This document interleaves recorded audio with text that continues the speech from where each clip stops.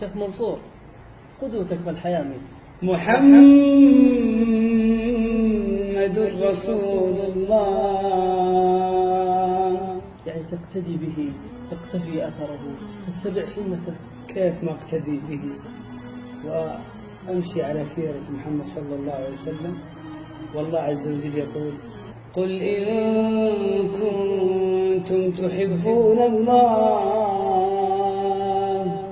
فاتبعوني يحببكم الله ويغفر لكم ذنوبكم والله غفور رحيم. قل أطيعوا الله والرسول